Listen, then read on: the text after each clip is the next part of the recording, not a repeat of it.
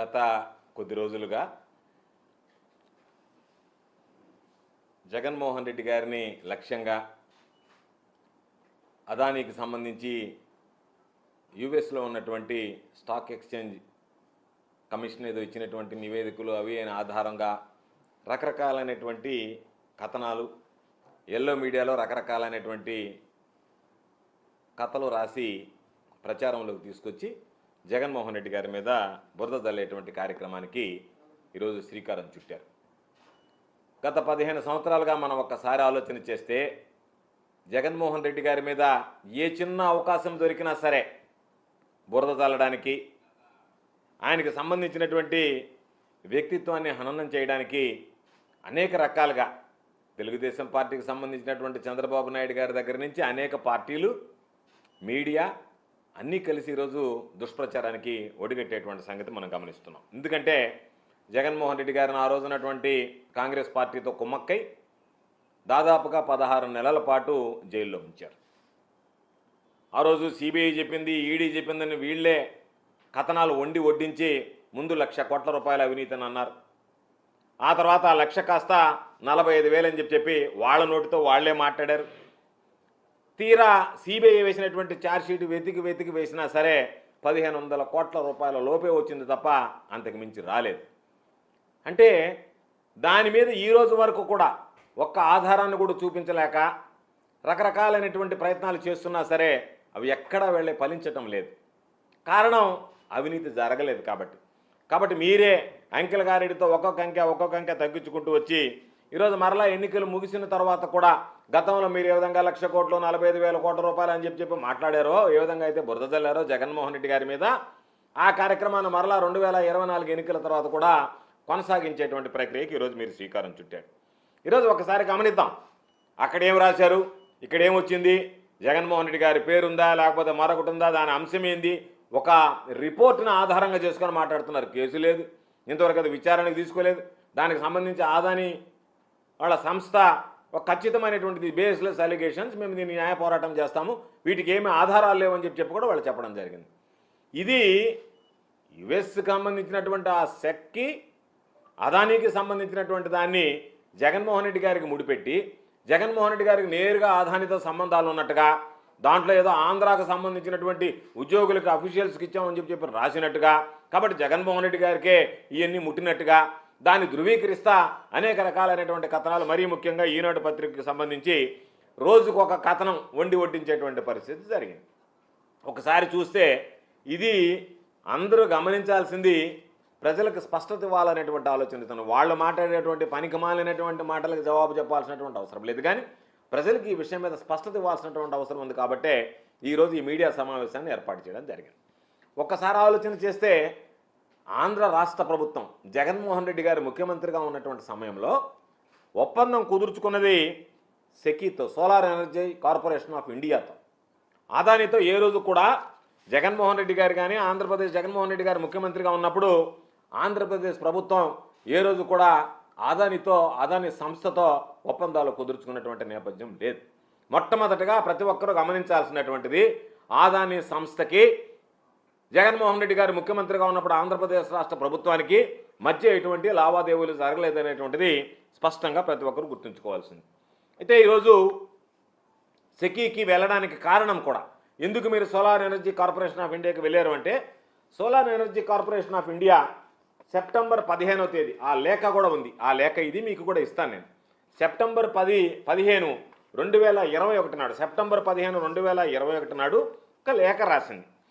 దానిని మీకు అతి తక్కువ ధరకే, అంటే దాదాపుగా ₹2.49 ఈరోజు మన రాష్ట్ర ప్రభుత్వం కొనుగోలు చేస్తున్నటువంటిది, దేశ వ్యాప్తంగా చూసినా సరే అతి తక్కువ ధరగా భావించేటువంటి ₹2.49 అతి తక్కువ ధరకే ఇస్తామని చెప్పి ఆంధ్ర రాష్ట్రానికి SECI, solar energy corporation of India లేఖ రాయడం జరిగింది.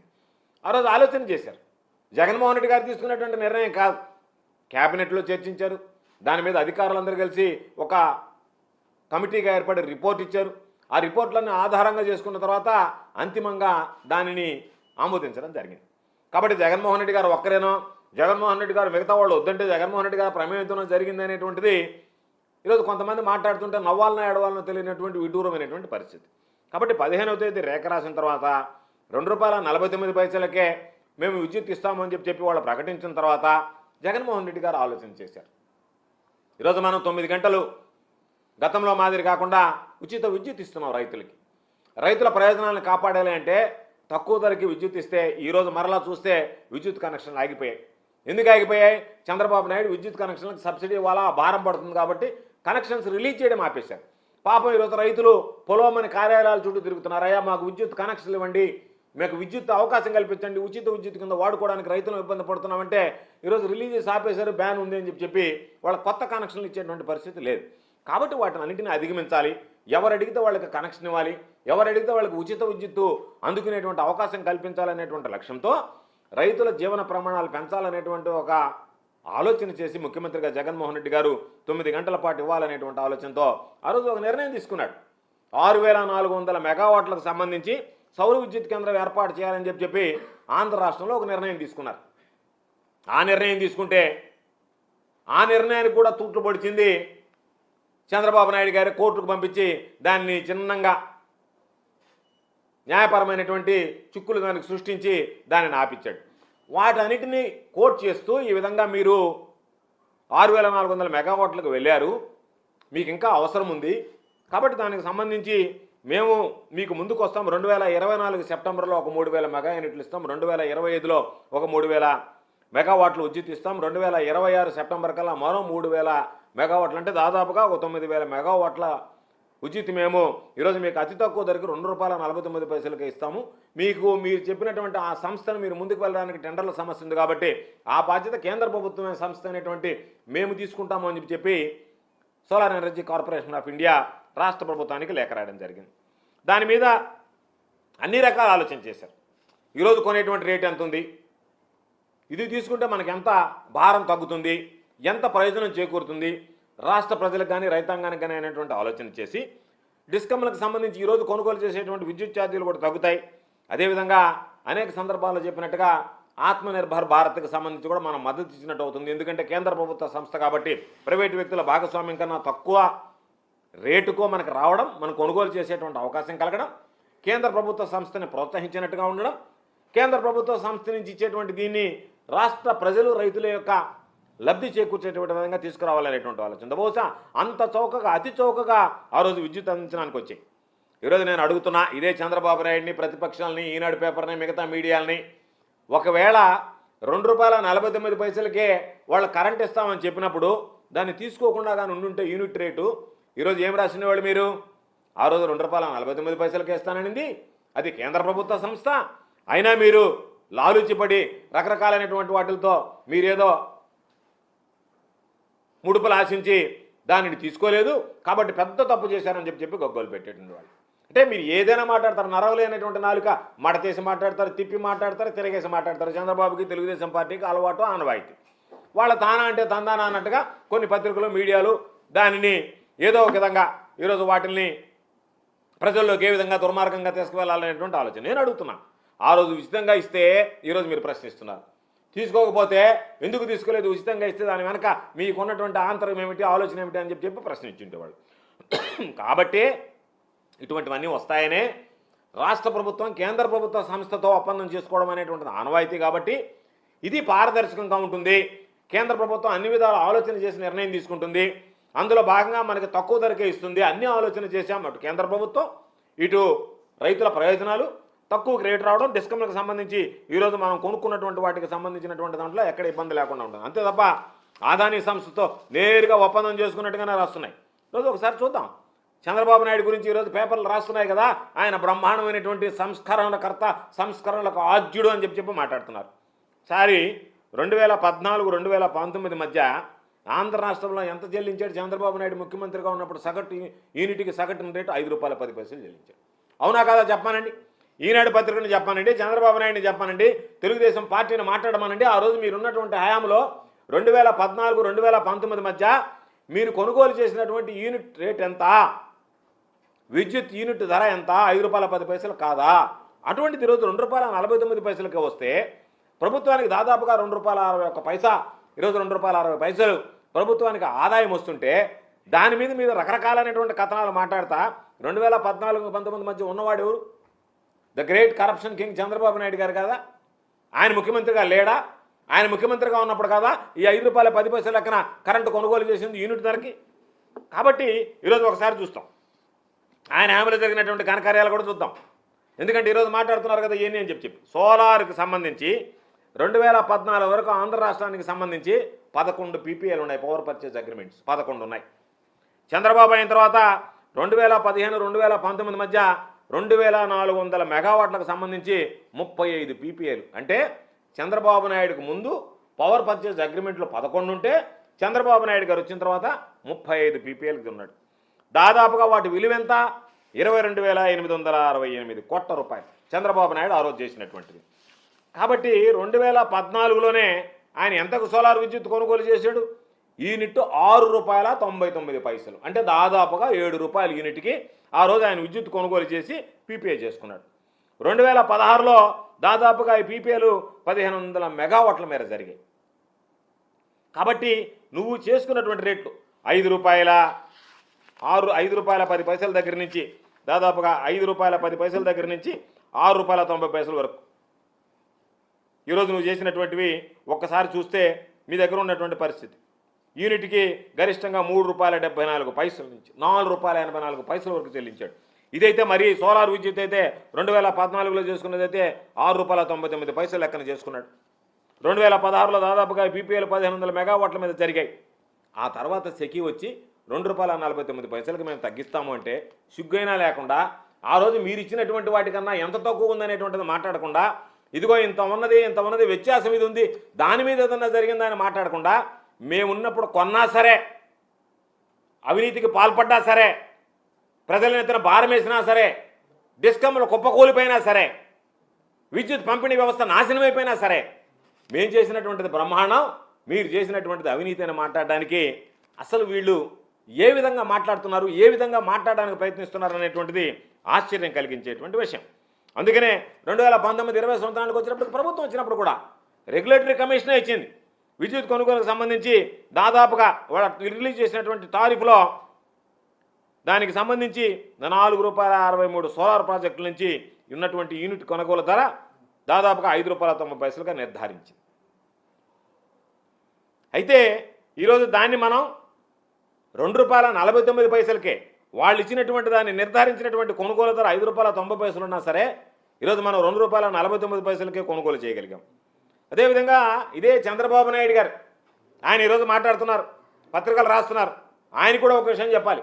ఆయన సోలార్ ఎనర్జీ కార్పొరేషన్ ఆఫ్ ఇండియాతో 2016లో ఒక ఒప్పందం చేసుకున్నాడు, 500 మెగావాట్లకు సంబంధించినటువంటి ఒప్పందం. ఆ రోజు ఎంత కొన్నాడు? 500 మెగావాట్లు ₹4.50 కొన్నాడు. సిగ్గుమాలినటువంటిది ఏంటంటే ఈయన ఇదే సోలార్ ఎనర్జీ కార్పొరేషన్ ఆఫ్ ఇండియాతో ఒక 500 మెగావాట్లకు ఒప్పందం కుదుర్చుకుంటే ఆ రోజు ఆయన అక్షరాలు చెల్లించింది ₹4.50. వైఎస్ఆర్ కాంగ్రెస్ పార్టీ ప్రభుత్వంలో జగన్మోహన్ రెడ్డి గారు ముఖ్యమంత్రిగా ఉన్నప్పుడు చేసుకున్నటువంటి ఒప్పందం యూనిట్కి ₹2.49, అంటే దాదాపుగా ₹2 అదనంగా ఆయన సెకీ నుంచి కూడా కొనుగోలు చేయడం జరిగింది. కాబట్టి దీని వెనక solar energy corporation of India దగ్గర ఒప్పందం చేసుకున్న దాని ఉద్దేశం వెనక ఉన్నటువంటిది మంచి ఉద్దేశమా లేదా అనేటువంటిది ఆలోచన చేయకుండా ఏదో ఒక విధంగా బురద తల్లి రకరకాలుగా, అంటే చంద్రబాబు నాయుడు ఆలోచన ఏంటంటే బురద తల్లాల. తన హామీలో ఏం జరిగిందంటే నేను బ్రహ్మాండంగా చేశానని చెప్పి అసెంబ్లీ సాక్షిగా చెప్పకూడనటువంటి అసత్యాలని మాట్లాడాడు, అసత్యాల ప్రచారం చేస్తున్నాడు. 2014 నుంచి 2019 వరకు చంద్రబాబు నాయుడు నిర్వాహకం ఏ విధంగా సాగింది విద్యుత్ రంగంలో అంటే ఉచిత విద్యుత్తుకు సంబంధించి దాదాపుగా 8,845 కోట్ల రూపాయలు దానికి సంబంధించినటువంటి బకాయిలు పెట్టాడు. విద్యుత్ ఉత్పత్తిదారులకు సంబంధించి 21,541 కోట్ల రూపాయలు బకాయిలు పెట్టాడు. దాదాపుగా చంద్రబాబు నాయుడు రాకముందు 29,552 కోట్ల రూపాయలు ఉన్నటువంటి విద్యుత్ రంగంలో ఉన్నటువంటి బకాయిలు 86,215 కోట్లకు చేర్చాడు చంద్రబాబు. అది ఆయన సమర్థవంతమైనటువంటి పాలన. ఆయన చెప్పుకుంటున్నాడు నేను సమర్థవంతంగా పరిపాలించాను, జగన్మోహన్ రెడ్డి గారు వచ్చిన తర్వాత అది చేశాడు ఇది చేయలేదని చెప్పి. నీ హయాంలోనే ఎన్నడూ లేనటువంటి విధంగా ఎంత అప్పుల్లో విద్యుత్ రంగం కూరకపోయింది, ఎంత సంక్షోభంలో పడిపోయిందని చెప్పడానికి ఈ లెక్కలు ఒక ఉదాహరణ అని చెప్పి సందర్భంగా తెలియజేస్తున్నాను. కాబట్టి సెకీతో ఒప్పందానికి ముందు మనం ఎంటర్ కాకముందు రాష్ట్ర ప్రభుత్వం తక్కువ ఖర్చుతో నేను చెప్పినట్టుగా దానికి సంబంధించినటువంటి ప్రయత్నాలు చేస్తే ఆ రోజు దాదాపుగా యూనిట్ కరెంటుకు సంబంధించి ₹2.49 నుంచి ₹2.58 వరకు 24 బిడ్లు దాఖలైతే దానిని చంద్రబాబు నాయుడు తక్కువ రేటుకు వస్తుంది కాబట్టి నేను ఎక్కువ రేటుకు కొన్నా, నేను ఎక్కువ రేటుకు కొని జగన్మోహన్ రెడ్డి గారి ప్రభుత్వం తక్కువ రేటుకు కొంటే నా మీద అందరూ అపోహపడతారు కాబట్టి దాన్ని ఏ విధంగా అడ్డుకోవాలనేటువంటి ఆలోచనతో ఈరోజు దానికి వెళ్ళి కోర్టుకు పంపించి దాన్ని అడ్డుకున్నాడు. అందుకనే అంతకుముందు మామూలుగా ఒకసారి చూస్తే గ్రీన్ ఎనర్జీ అనేటువంటిది విద్యుత్ సరఫరా ఎంత ఉందనేటువంటిది ఒకసారి చూస్తే యూనిట్ ₹5.10 ఉంది. దాదాపుగా డిస్కంలకు విపరీతమైనటువంటి భారం పడింది.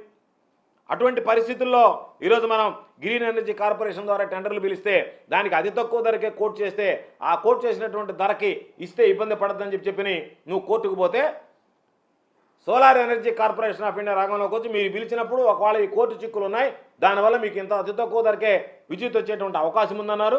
కాబట్టి ఆ రేటుకే మీరు వేసినప్పుడు ఏదైతే రేటు కోట్ చేశారో ఆ రేటుకే అతి తక్కువ అనేటువంటి ₹2.49 మేము ఇస్తాము అని చెప్పిన మీదట 7,000 మెగావాట్లకు సంబంధించి ₹2.49 అత్యంత చౌకగా ఈరోజు డిసెంబర్ 1, 2021న ఏపీ డిస్కంలు ఏదైతే ఉన్నాయో ఇవి మనం ఒప్పందం చేసుకోవడం జరిగింది.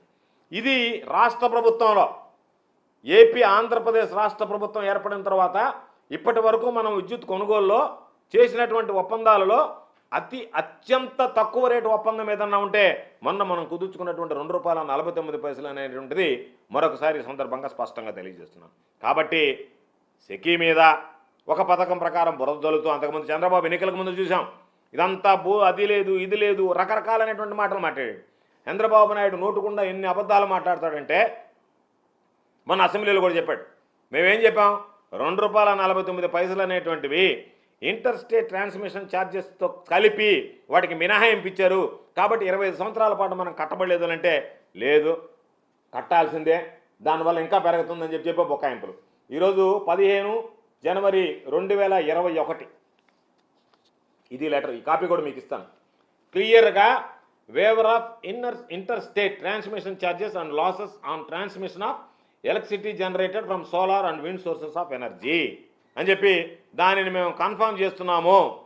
కాబట్టి మీకు దీనికి సంబంధించి ఇంటర్ స్టేట్ ట్రాన్స్మిషన్ ఛార్జెస్ ఇవ్వబడలేదు, కేవలం ₹2.49 యూనిట్కే మీకు చేరుస్తాము అని చెప్పి ఇచ్చినటువంటి లేఖ. దీనిని తప్పుదారి పట్టిస్తా లేదు అంటే బహుశా నువ్వేదన్నా మొన్న ఆ కూటమి ప్రభుత్వంలో చేరిన తర్వాత పోయి రద్దు చేయించుకొని వచ్చామో నాకు తెలియదు. రాష్ట్ర ప్రయోజనాలు దెబ్బతీయడానికి, రైతుల ప్రయోజనాలు దెబ్బతీయడానికి మాకు తెలియదు. మా దగ్గర ఉన్నప్పుడు 15 జనవరి 2021 రోజు కేంద్ర ప్రభుత్వం ఇచ్చినటువంటి లేఖ, ఇవన్నీ నేను నువ్వు చెప్తే దాగే కాదు, ఇవన్నీ ఉన్నటువంటి పబ్లిక్ డాక్యుమెంట్స్. కాబట్టి ప్రతి ఒక్కదాన్ని చూసి ఏదో ఒక విధంగా మొన్న నాకు నవ్వు వచ్చింది. ఈనాడు టీవీలో ఒక లెటర్ ఆయన ఒక ఆర్టికల్ రాశాడు. 2016లో ఎల్ఈడి టీవీ ₹2 లక్షల ఉంటే అది దాదాపుగా ఇప్పుడు ₹55,000 పడిపోయింది, ₹55,000 దొరుకుతున్నాయి. కాబట్టి కరెంటు కూడా తగ్గేదానికి అవకాశం ఉందని చెప్పి రాశాడు ఆయన. అదేవిధంగా మళ్ళీ ఇంకొకటి రాశాడు, 2000 ఒకవేళ కరెక్ట్ అయితే అది 2020కి వచ్చేటప్పటికి తగ్గాలి కదా, అంతకుముందు ఉన్నటువంటి రేటు ప్రకారం నువ్వు చెప్పిన రేటు ప్రకారం తగ్గలేదే, ఎందుకు పెరగతా పోయాయి? చంద్రబాబు నాయుడు ముఖ్యమంత్రిగా ఉన్నప్పుడు ముందున్నటువంటి రేటు కన్నా ఎందుకు పెరగతా పోయాయి? దానికి కారణం చెప్పలేదే. ఈరోజు పాపం నువ్వు తగ్గేదాని గురించి మాట్లాడుతున్నావు. తగ్గతాయనే కదా మేము మామూలుగా తగ్గించి చేసాం, ఎప్పుడు లేనంత తగ్గించి రేట్లు చేసామని చెప్తున్నది. ఇది ఒక చారిత్రాత్మకమైనటువంటి ఒప్పందం, రాష్ట్ర ప్రజల ప్రయోజనాల కోసం రాష్ట్రానికి దక్కినటువంటి ఒక అరుదైనటువంటి అవకాశం. కాబట్టి ఏ ప్రభుత్వంలో ఏ ముఖ్యమంత్రి కూడా సాధ్యం కాకుండా ఈరోజు అతి తక్కువ ధరకే కరెంటు తీసుకొస్తే దానిని ఏదో ఒక విధంగా ప్రజల దృష్టి మరల్చడానికి జగన్మోహన్ రెడ్డి గారి ఆలోచన వల్ల, జగన్మోహన్ రెడ్డి గారి కృషి వల్ల, జగన్మోహన్ రెడ్డి గారు తీసుకున్నటువంటి నిర్ణయాల వల్ల ఆంధ్ర రాష్ట్రానికి తక్కువ ధరకే కరెంట్ వస్తుందనేటువంటి దానిని ఏదో ఒక విధంగా పక్కదారి పట్టించాలి. జగన్మోహన్ రెడ్డి గారి పుణ్యాన రైతులకు 9 గంటల ఉచితకు సమృద్ధిగా ఈరోజు అధికారంలో లేకపోయినా ఆయన అధికారంలో ఉన్నప్పుడు సమృద్ధిగా సమకూర్చాడు అనేటువంటిది వినిపించకూడదు, వినపడకూడదు. కాబట్టి దాని మీద ఏదో ఒక విధంగా బురద జల్లాలనేటువంటి ఆలోచన రాసి ఈరోజు వాళ్ళంతటి వాళ్ళు రాసినటువంటి దాని మీద రకరకాలైనటువంటి కథనాలు ఏదో ఒక విధంగా మాట్లాడడం, ఇది దాదాపుగా చూస్తే ఏటా మనం చూస్తే 3,750 కోట్లు, 4,000 కోట్ల రూపాయల వరకు ఈ ఒక్క నిర్ణయం వల్ల, ఒప్పందం వల్ల మనకు వచ్చేటువంటి ఆదాయం. అంటే తీసుకున్నటువంటి నిర్ణయం ఈ 25 సంవత్సరాల కాలంలో 25 సంవత్సరాలుగా మనం తీసుకున్నటువంటి దానివల్ల సంవత్సరానికి సగటున 4,000 కోట్ల రూపాయలు అంటే ₹1,00,000 కోట్ల రాష్ట్ర ప్రభుత్వానికి ఆదాయం వచ్చేటువంటి అంశం. వీటన్నిటినీ మరుగున పెట్టి ఏదో ఒక ఈనాడులో మరొక అతను రాశాడు. ఏమని రాశాడంటే గుజరాత్లో ₹99 వస్తుందన్నారు. ఇంటర్ ట్రాన్స్మిషన్ ఛార్జెస్ ఏమన్నా ఈనాడు భరిస్తుందా? ఏమన్నా ఆయన కిరణ్ గారు వచ్చి ఏమన్నా నేను భరిస్తానది మీరు ₹99 ఇస్తానని చెప్పి నువ్వేమన్నా ముందుకు వస్తావా? నువ్వేమన్నా చెప్పదలుచుకున్నావా? ఇంటర్ ట్రాన్స్మిషన్ ఛార్జెస్ లేకుండా ₹99 అయితే ఇంకొక ₹2 ఇంటర్ ట్రాన్స్మిషన్ ఛార్జెస్కి అయితే అది ₹4 కాలేదా? కాదా? కాబట్టి ఏదో ఒకటి నువ్వు రాయాలా? నువ్వు రాస్తున్నావా? లేకపోతే చంద్రబాబు నాయుడు ఆ తెలుగుదేశం పార్టీలో ప్రింట్ చేసి పంపించినటువంటి కాగితానికి అచ్చులు ఏదన్నా ఉంటే వాటిని సవరించి అచ్చు తప్పులు సవరించి ఏమన్నా ముద్రిస్తున్నావు అనేటువంటిది అనుమానం. ఎందుకంటే మీరు రాసేది అయితే ఇంత దారుణంగా ఇంత తెలివి తక్కువతనంగా రాయాలన్నటువంటి పరిస్థితి ఉండదు. నాకు అనుమానం ఏంటంటే ఈ రాసే స్క్రిప్ట్ అంతా తెలుగుదేశం పార్టీలో చంద్రబాబు నాయుడు రాసిస్తే ఆ చంద్రబాబు నాయుడు రాసిన అచ్చు తప్పులు ఏదన్నా సవరిస్తే నేరుగా వాటిని యథాతథంగా మీరు ప్రింట్ చేయడం తప్ప మీరు కనీసం బుర్రబెట్టి ఆలోచన చేస్తున్నారా? గతంలో ఏం జరిగింది, అంతకుముందు ఏం జరిగింది, ఈరోజు ఏం జరుగుతుంది, రాష్ట్రంలో విద్యుత్ పరిస్థితి ఏంది, ఏవి లేకుండా వీటన్నిటిని మరుగున దాస్తా ఏదేదో లేనటువంటివి అవాస్తవాలు, అసత్యాలు, అబద్ధాలు. కాబట్టి ఇవన్నీ ఒకసారి ఆలోచన చేస్తే ఈరోజు దానికి సంబంధించి జగన్మోహన్ రెడ్డి గారు తక్కువ ధర కొంటేమో ఇది తప్పు, చంద్రబాబు నాయుడు ఎక్కువ ధర కొంటేమో అది ఉపాయాన్ని వెనకేసుకుని వస్తా ఆయన హయాంలో ఎక్కువ ధర కొన్నాడా మీరు ఇదిగో మా దగ్గర ఉన్నటువంటి ఆధారాలతో సహానంటే అయ్యేమో బ్రహ్మాండం. తక్కువ ధర కొన్నాడానంటే అబ్బాయి ఇది తప్పు, ఇది ఆదానితో ముడిపడినటువంటి అంశం. అదేవిధంగా ఈరోజు ఒక్కొక్కటి చూస్తే ఈరోజు ఎక్కడ చూసినా సరే ఆ రోజు గుజరాత్కి సంబంధించి వచ్చినప్పుడు గుజరాత్ ఊర్జా వికాస్ నిగమ్ లిమిటెడ్ అనేటువంటిది వాళ్ళ డిస్ట్రిబ్యూషన్ సంబంధించి అది కోవిడ్ సమయంలో తీసుకున్నట్టు. అక్కడ ఉన్నటువంటి ఇంకొక అడ్వాంటేజ్ ఏమొచ్చిందంటే వాళ్ళకి కోవిడ్ సమయంలో సోలార్ ప్యానల్స్ రేట్లు ఎవరు కొనేటువంటి పరిస్థితి లేదు, తగ్గాయి. ఆ తర్వాత కోవిడ్ వెళ్ళిన తర్వాత మళ్ళీ వాటికి సంబంధించినటువంటి రేట్లు పెరిగాయి. కాబట్టి వాటిని చూపించి అవి కూడా ₹99 కానంటే అవి ఒక మరో ₹2 కలిస్తే మొత్తం ₹4 అవుతాయనేటువంటి దాన్ని విస్మరించి రకరకాలుగా మాట్లాడారు. వీటన్నిటితో పాటు పాపం ఈ మధ్య బాలినేని శ్రీనివాసరెడ్డి గారు మాట్లాడాడని చెప్పి ఆయనతో ఒక పెద్ద అంశం వేశారు. పాపం బాలినేని శ్రీనివాసరెడ్డి గారు మా అందరికీ మిత్రుడే, మాతో పాటు కలిసి పనిచేసినటువంటి జగన్మోహన్ రెడ్డి గారి వల్ల ఎమ్మెల్యే అయ్యాడు, జగన్మోహన్ రెడ్డి గారి వల్ల మంత్రి అయ్యాడు. సమర్థవంతమైనటువంటి విద్యుత్ శాఖని ఆయనకి జగన్మోహన్ రెడ్డి గారు ఈయన సమర్థవంతుడు అని చెప్పి అప్పచెప్పాడు. అసలు నేను మంత్రిగా పనిచేశా, వాసన మంత్రిగా పనిచేశాడు, వాసనతో మాకు అనుబంధ సంబంధాలు ఉన్నాయి, నెల్లూరు జిల్లాకి ఇన్ఛార్జి మంత్రిగా పనిచేశాడు. ఇంత అసత్యాలు మాట్లాడతాడని నేను ఏ రోజు అనుకోలేదు. ఏదైనా చంద్రబాబు నాయుడు పవన్ కళ్యాణ్ దగ్గర మెహర్బానీ కావాలంటే నువ్వు వెళ్ళేదన్నా మాట్లాడచ్చు, కానీ జగన్మోహన్ రెడ్డి గారి మీద మాట్లాడడానికి, ఆ ప్రభుత్వాన్ని గురించి విమర్శించడానికి, ఆ ప్రభుత్వంలో బాధ్యతాయుతంగా పనిచేసినటువంటి వ్యక్తిగా నీకు మనసు ఎట్లా ఒప్పిందో నాకు అర్థం కావడం లేదు. ఎందుకు మాట్లాడుతున్నానంటే ఈ విషయం క్యాబినెట్ గురించి మనకు తెలియదా, క్యాబినెట్ నిర్ణయాల గురించి మనకు తెలియదా, క్యాబినెట్ సమావేశం రేపు జరుగుతుందంటే వాసనాను అతను మంత్రిగా పనిచేశానని చెప్తున్నావు, ఎంత హడావిడిగా ఉంటారు అధికారులు, ఎన్ని రకాలైనటువంటి అజెండాలు ఉంటాయి, ఎన్ని రకాలైనటువంటి ప్రయోజనాలు, రాష్ట్ర ప్రయోజనాలు ఉంటాయి, ఎన్ని రకాలైనటువంటి చట్టాలను తీసుకొస్తారు, ఎన్ని రకాలైనటువంటి విధానపరమైనటువంటి నిర్ణయాలు తీసుకుంటారు. ఆ నిర్ణయాలు తీసుకునేటువంటి సమయంలో రాత్రి పగుళ్ళు పనిచేసినా సరే అజెండా దగ్గరికి వచ్చేటప్పటికి కొన్ని మిస్ అవుతాయి, కొన్ని రాకుండా పోతాయి. జగన్మోహన్ రెడ్డి గారి దగ్గర బహుశా నువ్వు ఉన్నప్పుడే నేను మంత్రిగా లేను, నేను లేనప్పుడు నువ్వు మంత్రిగా ఉన్నావు, కాబట్టి ఎన్ని సందర్భాలలో మేము అయ్యా ఇది మాకు అవసరము అని అంటే పాపం జగన్మోహన్ రెడ్డి గారు ఆ అవసరాన్ని దృష్టిలో ఉంచుకొని టేబుల్ అజెండా కింద అందరిని అడిగి ఏమయ్యా ఇదిగో ఈ మంత్రి ఇది అడుగుతున్నాడు, ఆయన నియోజకవర్గానికి ఆయన జిల్లాకు సంబంధించినటువంటి లేకపోతే ఆయన శాఖకు సంబంధించినటువంటి సమస్య, దీన్ని పరిష్కరించడానికి మనం టేబుల్ అజెండా కింద తీసుకొని మాట్లాడడానికి మీకు ఏదైనా అభ్యంతరం ఉందంటే అభ్యంతరం లేదు అని చెప్పి లేదా ఏదైనా అభ్యంతరం ఉంటే దాన్ని డిఫర్ చేసి మళ్ళీ వచ్చే మీటింగ్లో మాట్లాడదామని చెప్పి ఎన్ని సందర్భాలలో మనం నిర్ణయాలు తీసుకోలేదు. అటువంటిది ఈరోజు ఏదో అర్ధరాత్రి నాకు ఫైల్ వచ్చింది, నీకు అర్ధరాత్రి ఫైల్ వచ్చేది ఏంది, నువ్వు ఉన్నప్పుడు ఈ ఫైలింగ్ సిస్టమ్ ఉంది, నీకు ఎవడో ఒకటి తీసుకొచ్చి నీ దగ్గర సంతకం పెట్టమండు, నీకు ఆటోమేటిక్గా నీ సిస్టంలో వస్తుంది ఫైల్, నువ్వు చూసుకుంటావు. ఆ సిస్టంలో వచ్చేటువంటి ఫైల్కి అర్ధరాత్రి ఫైల్ వచ్చింది, అపరాత్రి ఫైల్ వచ్చింది, నా మీద ఒత్తిడి వచ్చిందంటే నువ్వు ఎవరి మొహమాటం కోసం, ఎవరి మెహర్బానీ కోసం, ఎవరి దగ్గర నువ్వేదో నీ స్థాయి పెంచుకోవాలనేటువంటి ఆలోచన కోసం విమర్శలు చేసావో అర్థం కానిటువంటి పరిస్థితి.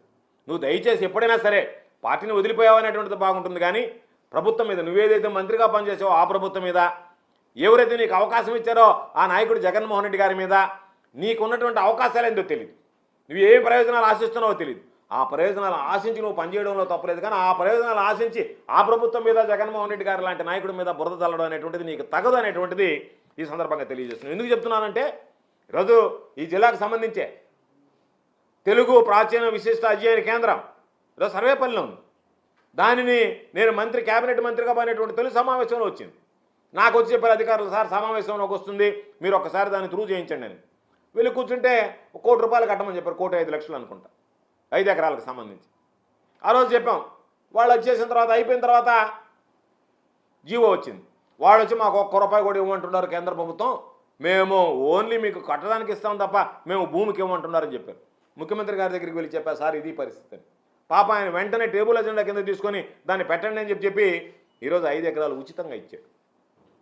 ఎన్ని నిర్ణయాలు మంత్రులు ఆ ప్రాంత ప్రయోజనాల కోసం అడిగితే వెంటనే స్పందించి దానికి అనుగుణంగా పనిచేసినటువంటి సందర్భాలు లేవు. కాబట్టి ఇవన్నీ పక్కన పెట్టి ఏదో ఒక విధంగా బురద దల్లాలనేటువంటి దుర్మార్గం అనేటువంటి ఆలోచన తప్ప జగన్మోహన్ రెడ్డి గారు మనం ఏదన్నా అడిగితే కాదని కానీ లేదని కానీ మాట్లాడినటువంటి సందర్భం కానీ, లేదా రాష్ట్ర ప్రజల ప్రయోజనాలను పణంగా పెట్టేటువంటి విధంగా కానీ మరొకటి కానీ పాల్పడినటువంటి పరిస్థితి లేదు. ఈరోజు మీ పరిస్థితి ఎట్టుంది? ఈనాడు అనేది ఏంది? మిగతా పత్రికలు చదవం. ఈనాడు గురించి ఎందుకు మాట్లాడుతున్నారని మీకు అనుమానాలు రావచ్చు. ఈనాడు ఏ పత్రిక లేనప్పుడు ఒకే ఒక పత్రిక చాలామంది చదివేటువంటి పత్రిక ఉంది కాబట్టి ఈనాడు మాట్లాడుతున్నా, లేకపోతే దాని గురించి కూడా మాట్లాడు. ఆయన రామోజీరావు గారి దగ్గర నుంచి ఈరోజు వరకు పాపం చాలా విషయాలు చెప్తున్నారు, నీతిని గురించి, నిజాయితీని గురించి. మీకు బుద్ధి అయినా ఉండాలా, మాట్లాడడానికి సిగ్గైనా ఉండాలా?